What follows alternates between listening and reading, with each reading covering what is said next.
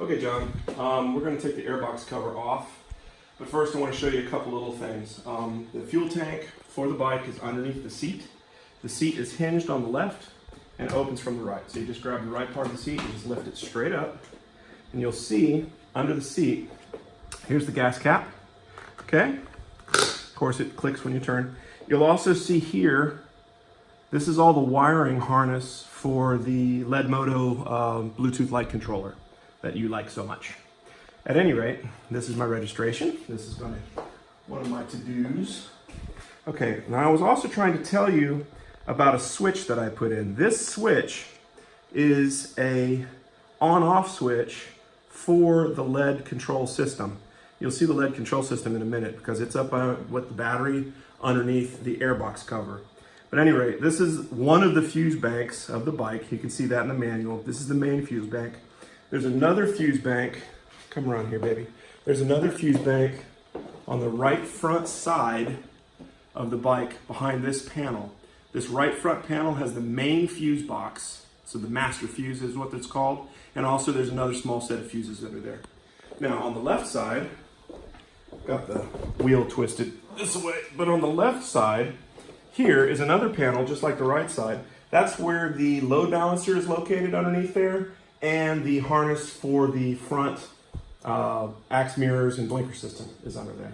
You shouldn't have to get in there unless something's broken, and Harley will do that for you unless you start doing your own wiring, which I think you might. Anyway, this is part of the turn signal security module, TSSM. It's kind of up underneath the rear housing. Again, you should not have to get under here unless you have a problem. I just wanted to point out that this switch is here because the Bluetooth control system can freak out once in a while if it's been powered on for 2 or 3 months and you'll try to do it and it won't work. And you're like, damn it, piece of shit broke.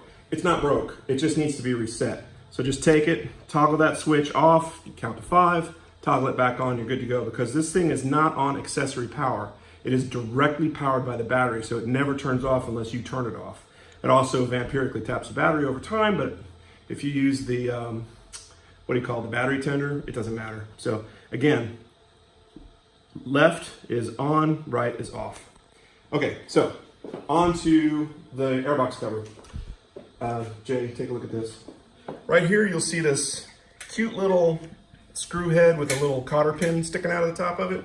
You take this little guy, you rotate him counterclockwise a half a turn and pull him out. Okay, I'm gonna put this aside. This is the lock for the airbox cover. Put that over here. All right. Then, let's back up a little bit, I need some room. Then what you do is you straighten the wheel out. All right. With the wheel straightened, you lift the back of the airbox cover just a little bit. It'll just come straight up. Just run your hands underneath it. And then just kind of wiggle it, shimmy it, until it loosens up. And pull it off of there so that you don't scratch it or dent it. Okay? And if you look, there's 2 nipples right there. Nipples. There's 2 nipples on the front of the airbox covers. That thing lines up with 2 gasket holes in the frame right there and there. That's where these 2 points point back when we put the airbox cover back together. So I'm going to put this airbox cover aside.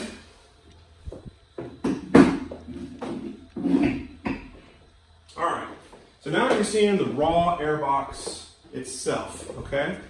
The airbox is basically clamped.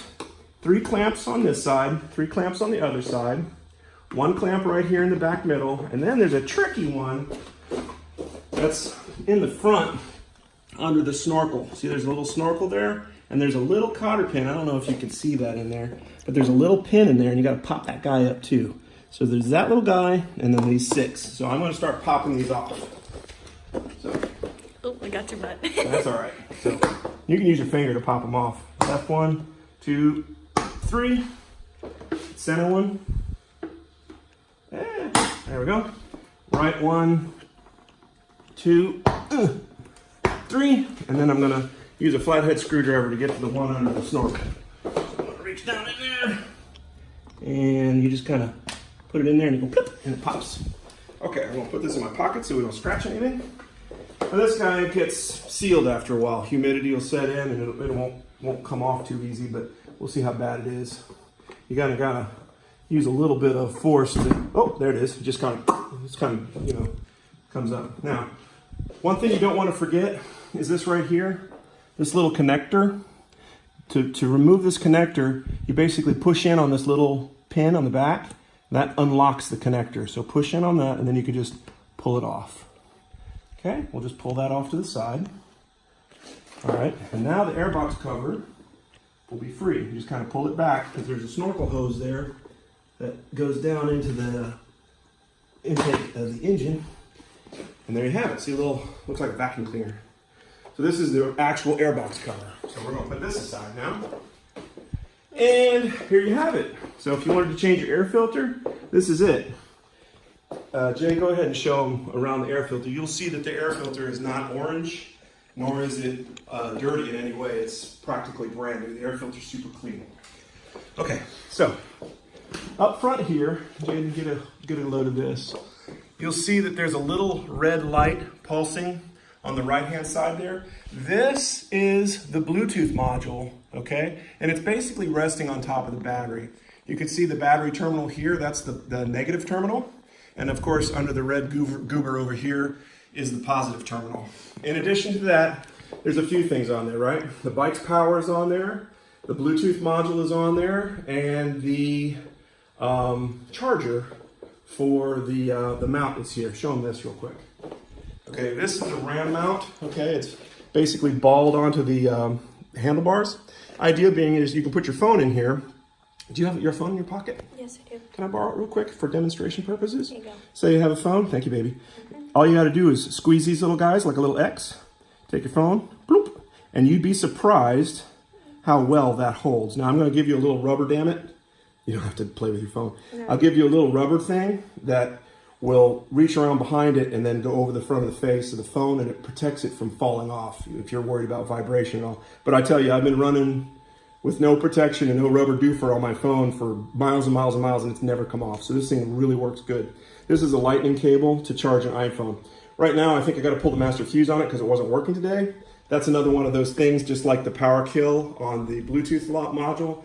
This thing freaks out after a while. It's a real simple thing that's just basically tied straight onto the battery. I'm just going to pull the inline fuse on it, and I'm going to pull it out, put it back in, and it should work like a champ. But anyway, that's it. I don't want this video to keep getting longer because this is a long-ass video as it is. Just know that putting things back together is the reverse of what we just did. That's all there is to it. Thanks. Kill it.